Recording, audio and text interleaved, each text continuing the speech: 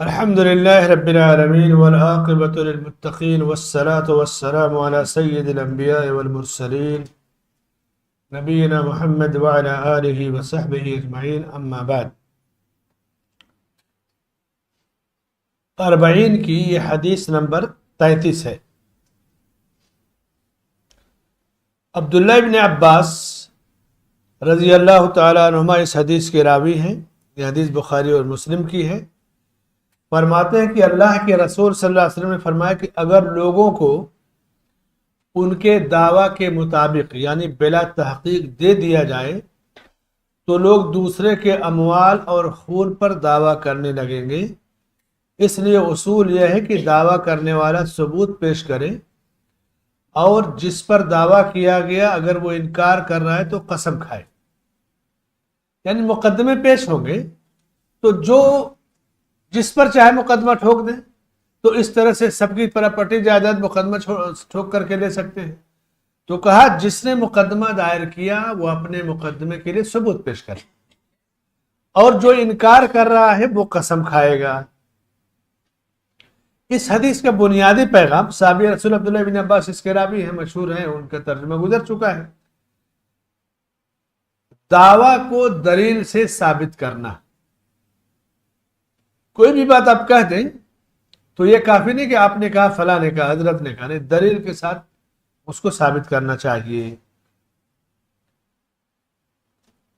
اسلامی عدالت میں فیصلے کی بنیاد دلیل اور ثبوت ہوا کرتے ہیں، اور ہر عدالت میں فیصلے کی بنیاد دلیل اور ثبوت ہوا کرتے ہیں۔ جج کو ٹیبل پر ثبوت چاہیے۔ اب لوگ کیا کرتے ہیں کہ ثبوت گڑھ لیتے ہیں، ڈپلیکیٹ ثبوت بنا لیتے ہیں۔ اب جج کو نہیں پتا کہ ڈپلیکیٹ ہے یا اصلی، تو وکیل کیس لڑتے ہیں۔ بعض دفعہ جج سب کچھ جانتے ہوئے فیصلے دیتے ہیں۔ اسلام کے نظام عدالت میں ہر دعویٰ کے لیے پختہ ثبوت پیش کرنا ضروری ہے۔ بعض دعوے جیسے جائیداد پراپرٹی کا دعویٰ کر دیا کہ یہ جائیداد میری ہے، تو آپ کو کاغذی اور ہر لحاظ سے ثبوت پیش کرنا ہوگا۔ کسی پر آپ نے الزام لگا دیا بدکاری کا، برائی کا، تو اس پہ ثبوت پیش کرنا ہوگا۔ قتل کا الزام لگا دیا، ثبوت پیش کرنا ہوگا۔ ثبوت پیش کریں اور جو انکار کر رہا ہے وہ قسم کھائے گا، یہی دو چیزیں ہیں۔ ثبوت کیا ہوتا ہے؟ ثبوت کس کو کہیں گے؟ اگر کسی نے کسی پر الزام لگا دیا فلاں آدمی بدکار ہے، میں نے دیکھا گناہ کرتے ہوئے، برائی کرتے ہوئے، بدکاری کرتے ہوئے، تو اسے 4 گواہ پیش کرنا ہوگا۔ اتنی کڑی پابندی کیوں لگائی گئی؟ تاکہ لوگوں کی عزت آبرو محفوظ رہے، ورنہ ایسے ہی الزام لگا کر کے آپ ہوا اڑا دیں گے تو بے عزتی ہوگی سب کی۔ والذین یرمون المحصنات ثم لم یأتوا بأربعة شہداء فاجلدوہم 80 جلدہ۔ جو لوگ پاک دامن عورتوں پر الزام لگا دیں، تہمت لگا دیں، فلاں کا فلاں سے تعلق ہے، اور اس پر 4 گواہ نہ پیش کر سکے تو ان کو 80 کوڑے لگائے جائیں گے اور ان کی گواہی کبھی قبول نہیں کی جائے گی۔ اتنی کڑی پابندی کیوں لگائی گئی؟ تاکہ سماج میں لوگوں کی عزت و آبرو سے کوئی کھلواڑ نہ کرے، ورنہ جس کو اللہ عزت دیتا ہے اس سے جلنے والے موجود ہوتے ہیں، دولت دیتا ہے اس سے جلنے والے موجود ہوتے ہیں، صحت دیتا ہے اس سے جلنے والے موجود ہوتے ہیں، نعمتوں سے حسد کرنے والے لوگ موجود ہوتے ہیں۔ تو سماجی لحاظ سے معزز ہونا، باعزت رہنا بہت بڑی نعمت ہے۔ کہتے ہیں نا کہ عزت کی روٹی جسے ملے اس سے بڑا خوش نصیب کوئی نہیں ہے۔ پیسے والوں کی کمی نہیں ہے سماج میں، یا عہدے اور منصب والوں کی کمی نہیں ہے، لیکن باعزت زندگی گزارنے والے یہ معزز لوگ ہیں۔ اگر بلا ثبوت ہر آدمی کی بات مان لی جائے تو پھر کوئی بچے گا نہیں، سب ایک دوسرے پر الزام لگاتے رہیں گے، اور پھر سماج کے اندر سے باوزن لوگ ختم ہو جائیں گے، لوگوں کی عزت و آبرو داؤ پر لگ جائے گی. اس لیے شریعت نے یہ کڑی پابندی لگا کر کے سماج اور معاشرے کو امن اور سکون فراہم کیا. ورنہ تو آپ کسی پر کچھ بھی لگا سکتے ہیں نا. عورت مسجد میں جاتی ہے اس پر الزام لگا سکتے ہیں, اسکول جاتی ہے کالج اس پر لگا سکتے ہیں, بازار گئی اس پر لگا سکتے ہیں. لیکن شریعت نے کڑی پابندی لگا دی کہ کسی کے ساتھ کوئی کھلواڑ نہ کر سکے. سب کا اللہ کے یہاں ایک مقام ہے. 4 گواہ نہیں پیش کیا تو پھر الٹا اسی کو 80 کوڑے مارے جائیں گے. قتل, اگر کسی نے قتل کا الزام لگا دیا کہ فلاں نے فلاں کو قتل کیا ہے تو اس میں بھی آپ کو ثبوت پیش کرنا ہوگا, اور نہیں تو پھر الزام پہ 80 کوڑے لگائے جائیں گے. اور ثبوت پیش کیجئے, قسم کھائیے, ساری چیزیں آپ کو دلیل کے طور پر پیش کرنا پڑے گا. مالی حقوق جیسے قرض ہے, لین دین ہے, تجارت کے معاملات ہیں, اس میں ہے کہ 2 آدمیوں کو گواہ بنا لو. اسی لیے سرکاری ڈپارٹمنٹ میں آپ دیکھیں, کوئی بھی آپ وصیت لکھیں, پیپر بناتے ہیں, 2 گواہ رہتے ہیں. ایک فلیٹ بھی کرائے پر دیں گے تو قانون دیکھیے گواہ ہوتے ہیں نا 2, ان کا فوٹو لگتا ہے. یہ ایک سسٹم دیا ہے اسلام نے, اور عدالتیں بھی اسی کو اپناتی ہیں کہ لین دین کے معاملے میں لکھا پڑھی ہو اور اس پر 2 گواہ موجود ہو. الزام لگے تو 4 گواہ آپ خود پیش کیجیے, اور اگر گواہی نہیں پیش کر سکے تو نقصان بھی اٹھا سکتے ہیں. مثلا علی رضی اللہ عنہ کی ایک مرتبہ زرہ چوری ہو گئی اور وہ ایک یہودی کے پاس پائی گئی. قاضی شریح قاضی تھے, جج تھے, ان کی عدالت میں مقدمہ پیش کیا گیا. تو اب یہ کہہ رہے کہ یہ زرہ میری ہے. قاضی شریح نے کہا کہ اس کا ثبوت دیجیے. تو حضرت حسن رضی اللہ عنہ سے کہا کہ یہ میرے بیٹے, یہ گواہی دیں گے, اور غلام قمبر گواہی دیں گے. قمبر ایک غلام تھا ان کا. تو قاضی نے کہا کہ مالی معاملات میں باپ کے لیے بیٹے کی یا غلام کی گواہی نہیں قبول کی جائے گی. تو پھر کیا ہوگا, کوئی اور ثبوت پیش کیجیے. تو کوئی ثبوت جب نہیں پیش کیا تو وہ زرہ یہودی کے حق میں چلی گئی. کیوں؟ آپ جب عدالت کو ثبوت چاہیے نا, یہودی کہہ رہا میری ہے, یہ کہہ رہا میری ہے, تو ثبوت پیش کیجیے. نہیں پیش کیے تو حدیث میں کہ اللہ کے نبی صلی اللہ علیہ وسلم فرماتے ہیں کہ اگر ہر آدمی کو اس کے دعوے کے مطابق دے دیا جائے تو لوگ ایک دوسرے کے مال پر دعویٰ بول دیں گے. کسی کا مال صحیح سلامت نہیں بچے گا. کوئی کسی کے بارے میں چلتے پھرتے کیس کر سکتا ہے نا, اور کیس تو اب عام طور سے ہو جاتے ہیں. آپ کسی کی بھی عمارت کے بارے میں کیس کر سکتے ہیں, بھائی یہ میری ہے, 50 سال پہلے میری تھی. کیس آپ کی فائل بن جائے گی. اب جب عدالت میں جائے گی تو پھر آپ کو پروف کیس دینا ہوگا, نہیں دے پائیں گے تو کیس خارج ہو جائے گا. بعض لوگ جھوٹی گواہی دے دیتے ہیں عدالتوں میں, اور جھوٹی گواہی دے کر کے سوچتے ہیں کہ میں نے دوستی کا حق ادا کر دیا. جھوٹی گواہی دینا اللہ کے عذاب کا آدمی اپنے آپ کو مستحق بناتا ہے. اشعث ابن قیس فرماتے ہیں کہ میرے اور ایک شخص کے درمیان ایک کنویں کے معاملے میں جھگڑا ہو گیا. کنواں جس سے لوگ پانی لیتے تھے. ہم دونوں اللہ کے رسول صلی اللہ علیہ وسلم کی عدالت میں مقدمہ لے کر گئے تو آپ نے فرمایا 2 گواہ لاؤ یا قسم کھاؤ. تو میں نے کہا اللہ کے نبی یہ تو جھوٹا ہے, جھوٹی قسم کھا لے گا. تو آپ نے فرمایا کہ سنو, اگر کسی نے اپنے بھائی کا مال جھوٹی قسم کے ذریعے کھایا, حاصل کر لیا, جھوٹا گواہ لا کے یا جھوٹی قسم کے ذریعے مال ہڑپ کر لیا جو اس کا حق نہیں ہے, تو جب قیامت کے دن اللہ سے ملاقات کرے گا تو اللہ اس پر سخت غصہ ہوگا. اور پھر یہ آیت پیش کی, ان الذین یشترون بعہد اللہ ثمنا قلیلا اولئک لا خلاق لهم فی الآخرہ ولا یکلمهم اللہ ولا ينظر إليهم يوم القيامة ولا يزكيهم ولهم عذاب علیم. جو لوگ اللہ تعالیٰ کے عہد کو، اپنی قسموں کو تھوڑی بہت قیمت کے ذریعے بیچ دیتے ہیں، اللہ سے کیا گیا وعدہ ہے لیکن کہیں دنیاوی فائدہ ملا، وعدہ توڑ کے جھوٹی قسم کھا لیا، تو فرمائے کہ ایسے لوگوں کو آخرت میں کوئی حصہ نہیں ملے گا.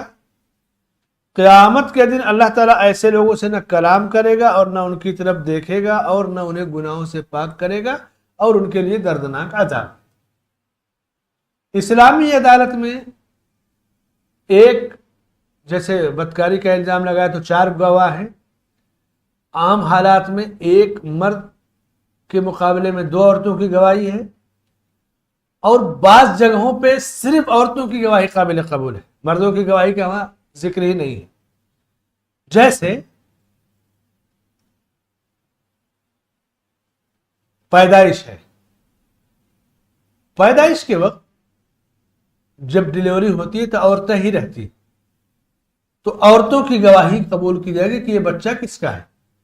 ایک ساتھ کئی بچوں کی ڈیلیوری ہوئی، ظاہر سی بات ہے کہ وہاں سے آپ کہاں سے گواہ رہے گی؟ جو عورتیں ہیں وہی گواہی دے گی.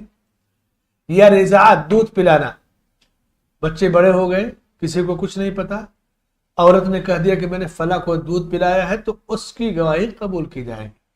وہاں مرد کا کوئی کام ہی نہیں ہے. تو ولادت ہے، رضاعت ہے، اس میں عورت کی گواہی قبول کی جائے گی. کئی عورتیں ہیں تو اور اچھا نہیں، تو ایک عورت کی بھی گواہی قبول کی جائے گی. امام بخاری رحمۃ اللہ نے ایک واقعہ بیان کیا ہے کہ میں نے ابو احاب، عقبہ ابن الحارث اس کے راوی، وہ فرماتے ہیں کہ میں نے ابو احاب کی ایک بیٹی سے شادی کی. ایک عورت نے آ کر کہا کہ میں نے عقبہ اور اس کی بیوی دونوں کو دودھ پلایا ہے. عقبہ اور جس بیٹی سے شادی کیا تھا اس کو کہا دونوں کو میں نے دودھ پلایا ہے. تو میاں بیوی کیا ہو گئے؟ رضائی بھائی بہن ہو گئے نا. لیکن ان کو پتا نہیں تھا کہ یہ رضائی بھائی بہن ہے. عقبہ نے حیرت آمیز انداز میں اس سے کہا کہ مجھے تو اس کا کوئی علم نہیں ہے، نہ کسی نے مجھے بتایا ہے کہ آپ نے مجھے دودھ پلایا ہے، اور نہ ہی اس سے پہلے اس کا کسی نے تذکرہ کیا ہے. اس کے بعد حضرت عقبہ رضی اللہ عنہ سواری پر بیٹھے اور اللہ کے نبی صلی اللہ علیہ وسلم کی خدمت میں مدینہ پہنچے اور آپ سے یہ مسئلہ دریافت کیا کہ میں نے فلاں عورت سے شادی کیا ہے، اور ایک عورت نے یہ کہا کہ میں نے تم دونوں کو دودھ پلایا، یعنی وہ عورت ان دونوں کی رضائی ماں ہو گئی اور وہ دونوں رضائی بھائی بہن ہو گئے، اور انہیں پتا نہیں تھا کہ ہم دونوں نے اس کا دودھ پیا ہے. تو جس طرح ایک سگی ماں کے دونوں بیٹوں سے شادی نہیں ہو سکتی بھائی بہن سے، اسی طرح جو رضائی ماں ہوتی ہے اس کے بھی دونوں بھائی بہن سے شادی نہیں ہو سکتی. تو آپ صلی اللہ علیہ وسلم نے جب پوچھا کہ کیف وقد قیل، اب کیا؟ جب گواہی مل گئی، وہ عورت دودھ پلانے والی خود کہہ رہی کہ بچپن میں تم نے بھی اس کا دودھ پیا اور تمہاری وائف نے بھی، تو اب تم بیوی کی حیثیت سے اسے کیسے باقی رکھ سکتے ہو؟ وہ تو تمہاری رضائی بہن ہے. تو جو حیثیت سگی بہن کی ہے شادی نہیں ہو سکتی، اسی طرح رضائی بہن کی ہے. اب اگر ہو گئی ہے شادی تو پھر اسے چھوڑ دو، طلاق دو، اب وہ تمہاری بیوی نہیں رہ سکتی. اگر کسی نے محرم عورت سے شادی کر لیا جان بوجھ کر کے تو حرام ہے اور اس کی سزا قتل ہے. بھائی بہن سے شادی کر لیا، خالہ پھوپھی سے کر لیا تو حرام ہے. محرمات سے شادی کرنا سیدھے اس کی گردن مار دی جائے گی. رضائی بھائی بہن اسی طرح حرام ہے جس طرح سگے بھائی بہن حرام ہے، اور اس میں جان بوجھ کر کیا تو اس کی سزا قتل ہے. انجانے میں کبھی کبھی ایسا ہو جاتا ہے، بعض واقعات ہوتے ہیں کہ کسی عورت کی وفات ہو گئی، بہت سارے واقعات ہیں. جیسے ایک آدمی کی ماں کی وفات ہو گئی، اس کی خالہ نے، اس کی نانی نے اس کو دودھ پلا دیا، تو ظاہر سی بات ہے خالہ زاد بھائی بہن یا اس کے ماموں یا ماموں زاد سب رضائی بھائی بہن ہو گئے. تو ایسی صورت میں جب اطلاع مل جائے کہ یہ دونوں رضائی بھائی بہن ہیں تو اسی وقت ان کے درمیان جدائی کرا دی جائے گی. اور اگر بیوی بچے بھی ہو گئے تب ظاہر سی بات ہے کہ وہ بچے حرام نہیں ہوں گے کیونکہ لا علمی میں ایسا ہوا ہے. تو اب وہ رضائی بھانجے ہو جائیں گے, بہن کے بچے جیسے بھانجے ہو گئے نا, گرچہ اسی کے نطفے سے ہے لیکن لا علمی میں ایسا ہوا تو وہ صلہ رحمی کے طور پر ان پہ خرچ کرے گا, نفقہ دے گا. بہت ساری جگہوں پہ ایسے واقعات ہوتے ہیں. اسی لیے شریعت نے حسب, نسب, رضاعت کا خصوصی اہتمام رکھا ہے اور بغیر پکی گواہی کے کسی پر فیصلہ نہیں کیا جائے گا. عدالتوں کے جو قاضی اور جج ہوتے ہیں ان کو 3 حصوں میں تقسیم کیا گیا ہے. 2 قاضی جہنمی ہوں گے, 1 جنتی ہوگا. جو حق کو جان کر کے سوجھ بوجھ کے ساتھ دلیل کے ساتھ حق کے مطابق فیصلہ کرے وہ جنتی ہوگا. جو حق کو جانتے ہوئے دنیاوی مفاد کی خاطر لوگوں کی رعایت کرتے ہوئے فیصلہ دے گا وہ جہنمی ہوگا. اسی لیے قاضی بننا, جج بننا بہت آسان نہیں ہے. آج تو فیصلے بیچے جاتے ہیں, آدمی کرپٹ ہوتا ہے تو اس جج کو بلیک میل کر کے فیصلے کروا لیے جاتے ہیں. ہمارے ملک کے تو جو ابھی 8-10-12 سالوں سے جو بھی فیصلے ہوتے ہیں نا, یہ فیصلے ایسے ہی ہوتے ہیں. حکومتیں جو دباؤ ڈالتی ہیں تو یوں ہی نہیں دباؤ ڈالی جاتی. یہ جو گوگوئی کا واقعہ تھا جو جس نے بابری مسجد کا فیصلہ دیا تھا, کہتے ہیں کہ اس کا کوئی پشپیندر کلشپ کی کیسٹ وہ کلپ سنا, اس میں بتا رہا تھا کہ اس کا کوئی داماد تھا اس جج کا, وہ بہت بڑے کرپشن میں پھنس رہا تھا. تو اب جو حکومتی ذمہ دار ہیں انہوں کو کہا دیکھو یہ ہے کرپشن میں داماد تمہارا پھنس رہا ہے, بیٹی اور سارے کے سارے لوگ جائیں گے, یہ فیصلہ تم دے دو تو شاید تمہارے لیے کچھ راحت ہو جائے گی. اس نے فیصلہ دے دیا, راجیہ سبھا کی سیٹ پا گیا اور اپنے رشتہ داروں کو بچا لے گیا. تو کہیں بلیک میل کیا جاتا ہے, کہیں ڈرایا جاتا ہے, کہیں لالچ دلائی جاتی ہے, سارے حربے اپنائے جاتے ہیں. اس لیے اس طرح کی چیزیں نئی نہیں ہیں, پرانے زمانے میں بھی, بادشاہوں کے زمانے میں بھی تھی. تو علماء جو تھے وہ جج کی کرسی پر جلدی نہیں بیٹھتے, بھاگ جاتے تھے کہ ہمیں عدالت کی کرسی نہیں چاہیے. امام ابو حنیفہ رحمۃ اللہ علیہ پر اتنا دباؤ ڈالا گیا, اتنا دباؤ جج بننے کا, انہوں نے کہا نہیں مجھ کو نہیں چاہیے کرسی. بہت بڑی ذمہ داری ہے عدالت کا جج بننا. اور اگر آپ صحیح فیصلہ دیں گے کون اس کی زد میں آئے گا, تو آپ سے نہیں, وہ آپ کا بچہ اسکول گیا وہاں سے اغوا ہو جائے گا, بیوی مارکیٹ گئی وہاں سے اغوا ہو جائے گا. آپ سے نہیں جیت پائیں گے تو بچوں سے بدلہ لیں گے. تو اس لیے بہت بڑی پوسٹوں پر رہنا اچھے لوگ نہیں پسند کرتے تھے, اللہ والے دور بھاگتے تھے. دنیا کے ڈر سے نہیں, آخرت کے ڈر سے. آخرت کا خطرہ جب وہ سوچتے تو دور بھاگتے تھے. اور اسلامی عدالتوں میں اس لیے قاضی بننے کے لیے لوگ جلدی نہیں تیار ہوتے. آج بھی بہت بڑی ذمہ داری ہے اس ذمہ داری کو نبھانا. تو اس حدیث میں ایک اصول, ایک ضابطہ دے دیا گیا کہ دعویٰ جو کرے گا وہ دلیل دے گا, اور جس پر دعویٰ کیا گیا وہ قسم کھائے گا. جھوٹی قسم کھائے گا تو وہ اللہ کے یہاں پکڑا جائے گا. جھوٹے ثبوت پیش کیا تو اب جج نے اگر اسی کی بنیاد پہ فیصلہ کیا تو جج پکڑا جائے گا اور جھوٹا ثبوت پیش کرنے والا پکڑا جائے گا. لیکن جو جتنا ہے جیسا دعویٰ کر دے فوراً فیصلہ دعوے کی بنیاد پر نہیں کیا جائے گا.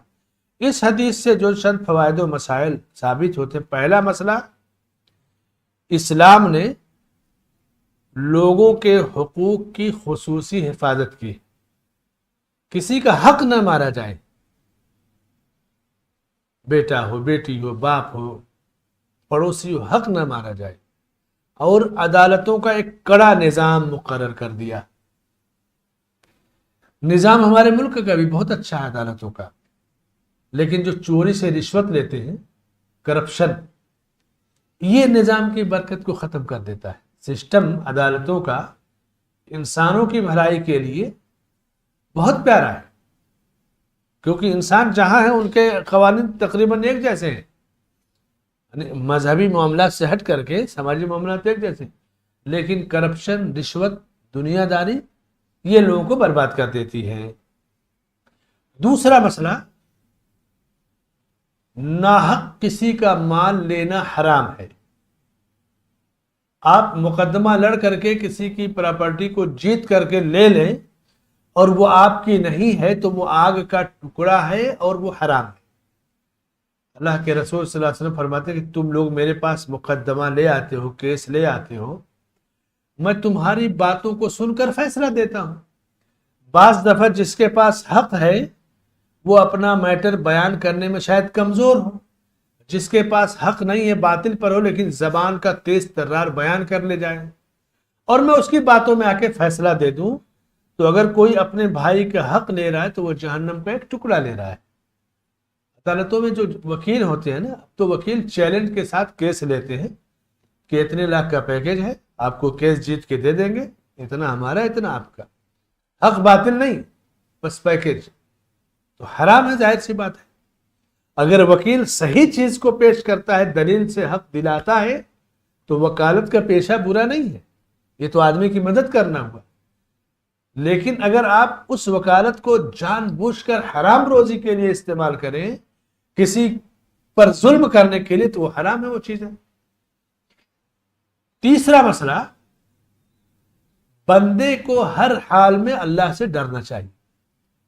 پولیس، جج، وکیل، عدالت، حکومت، یہ سب خوف بہت معنی نہیں رکھتے۔ اصل خوف اللہ کا ہے۔ انسان پہلی بار جب جیل جاتا ہے تھوڑا سا ڈرتا ہے، لیکن جب بار بار جاتا ہے تو اس کے اندر سے ڈر ختم ہو جاتا ہے۔ لیکن اللہ کا خوف اور ڈر یہ ہمیشہ رہنا چاہیے۔ چوتھا مسئلہ، دعوے میں سچائی ضروری ہے۔ دعویٰ کوئی کچھ بھی کر دے، کسی کی بھی پراپرٹی کہہ دے کہ میری ہے، 100 سال پہلے میری تھی، کوئی پیپر دے دیکھو فلاں نے وصیت کیا ہے۔ عدالتوں میں جو جج ہوتے ہیں نا، ان کے پاس وہ جو وکیل ہوتے ہیں سارے راستے بتائیں گے آپ کو مقدمہ لڑنے کے، لیکن دعوے میں سچائی ضروری ہے۔ یہ چوتھا مسئلہ۔ پانچواں مسئلہ، دلیل پیش کرنا مدعی کا کام ہے، جو دعویٰ کرتا ہے وہ دلیل پیش کرے گا۔ چھٹا مسئلہ، فیصلے کی جو سنوائی ہوتی ہے نا، آغاز، وہ بھی دلیل مدعی کی طرف سے ہوگی۔ جو دعویٰ کرتا ہے نا، پہلے اس کا بیان لیا جاتا ہے، اس کے بعد جس پر دعویٰ کیا اس کا بیان لیا جائے گا۔ دونوں کا بیان سن کر کے پھر اگر سمجھ میں آئے تو جج فوراً فیصلہ دے گا، نہیں تو مزید چھان بین کے لیے دوسری تاریخ دیتا ہے کہ ٹھیک ہے اور دیکھتے ہیں، تیسری دیتا ہے، ایسے کرتا ہے۔ ساتواں مسئلہ، جو ناحق کسی کا مال ہڑپ کرنے کے لیے دعویٰ کرے تو اس کو ڈانٹا پھٹکارا گیا کہ ایسا کرنا غلط اور حرام ہے۔ آٹھواں مسئلہ، اسلام کا ایک نظام ہے کہ سماج برے لوگوں سے اور ناانصافی سے پاک رہے، اور انصاف جتنا عام ہوگا ناانصافی اتنا ختم ہوگی اور سماج میں اچھے لوگ رہیں گے۔ نواں مسئلہ، اسلامی نظام عدالت کی بنیاد عدل ہے۔ عدل اور انصاف جب تک قائم ہوگا تب تک سماج اور معاشرے میں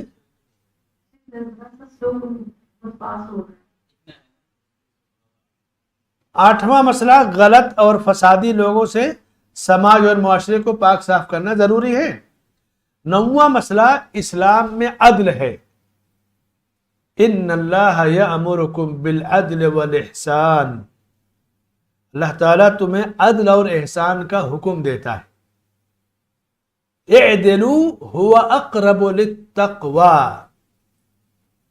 تم عدل و انصاف سے کام کرو، عدل انصاف یہ تقوی سے زیادہ قریب ہے۔ اگر آپ کے بھائی اور آپ کے دشمن کا کیس ہے تو آپ یہ نہیں دیکھیں کہ میرا بھائی ہے اس کے حق میں فیصلہ دینا ہے، آپ کو یہ دیکھنا کہ حق کس کے ساتھ ہے۔ وَلَا يَجْرِمَنَّكُمْ شَنَآنُ قَوْمٍ عَلَىٰ أَلَّا تَعْدِلُوا، کسی قوم کی دشمنی تم سے ناانصافی نہ کرا دے۔ دشمن ہے تو کیا ہوا، حق اس کے ساتھ ہے، انصاف اس کے ساتھ کیجیے، اس کے حق میں فیصلہ دیجیے۔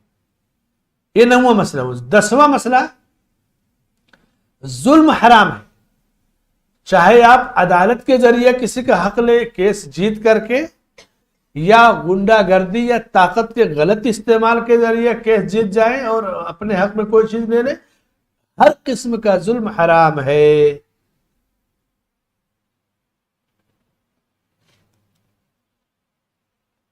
11واں مسئلہ، مدعی جس پر دعویٰ کیا گیا وہ کہاں سے دلیل لائے گا؟ وہ تو صرف قسم کھائے گا، بھائی میں قسم کھاتا ہوں کہ میں ایسا نہیں کیا ہے، میں نے یہ جرم نہیں کیا ہے۔ جو جرم کا الزام لگائے گا وہ دلیل دے گا۔ جیسے جائیداد پراپرٹی کا معاملہ ہے تو دونوں اپنے اپنے پروف لائیں گے، لیکن کوئی راستہ چلتے ہوئے کہا میں نے اس کو دیکھا کہ شراب پیا ہے، تو آپ 4 گواہ لائیے گا، اور اس سے کیا کریں گے؟ جس پر دعویٰ کیا گیا قسم کھلایا جائے گا، بس یہ چیز ہے۔ وہ کہاں سے دلیل لائے گا کہ میں نے نہیں پیا ہے؟ وہ تھوڑا گواہ لائے گا کہ بھائی یہ میرے ساتھ 24 گھنٹہ رہتا ہے، شراب نہیں پیتا ہے، بدکاری نہیں کیا ہے۔ جس پر دعویٰ کیا جائے وہ قسم کھا لے گا، یہ کافی ہے۔ جو دعویٰ کرے گا وہ دلیل لائے گا۔ 12واں مسئلہ، قسم کو سوچ سمجھ کر کھانا چاہیے، قسم کھانے میں جلدی نہیں کرنا چاہیے۔ جھوٹی قسم والے پر اللہ کی لعنت برسے، عذاب آتا ہے۔ کب آئے گا عذاب، کب پکڑ ہوگی اللہ جانتا ہے، لیکن اللہ ناراض ہوتا ہے ایسے لوگوں سے۔ 13واں مسئلہ، جھوٹی قسم کھانے کا عذاب سخت ہے۔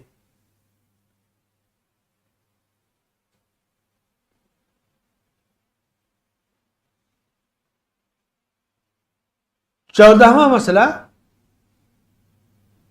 کسی عدالت کا فیصلہ، جج کا فیصلہ، عدالت کا فیصلہ حلال کو حرام یا حرام کو حلال نہیں کر سکتا۔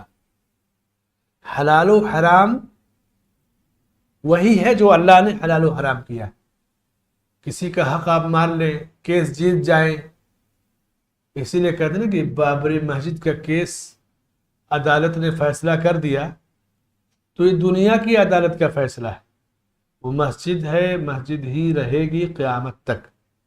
یہ طاقت، ظلم، غرور، گھمنڈ کا فیصلہ ہے، اور جہاں جس ملک میں مسلمان ہے اس کی حکمت کا تقاضا یہ ہے کہ نہ عدالت سے ٹکرائے نہ بڑوں سے ٹکرائے، جہاں مجبور ہے فیصلہ اللہ کے حوالے، کیونکہ ہم بے بس ہیں۔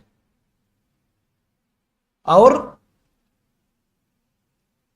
حرام کو حلال یا حلال کو حرام عدالت کے فیصلے نہیں کر سکتے۔ 15واں اور آخری مسئلہ، اسلام میں عدالت کا، قضا کا بڑا اہم مقام ہے۔ مسجد نبوی اس زمانے میں عدالت بھی، اس وقت سپریم کورٹ کا بھی کام کرتی تھی، وہیں فیصلے کیے جاتے تھے۔ بعد میں جب سہولتیں ہوئی تو کورٹ الگ بنا، جیل خانہ الگ بنا، اسکول الگ بنا، کالج الگ بنا، لیکن پہلے پورا کام مسجد سے لیا جاتا تھا۔ اللہ سے دعا ہے کہ اللہ تعالی ہمیں علم نافع عطا فرمائے، عمل صالح کی توفیق بخشے، اور عدل و انصاف کو قائم کرنے کی توفیق بخشے، آمین۔ صلی اللہ علیہ نبینا محمد وعلی آلہ وصحبہ اجمعین۔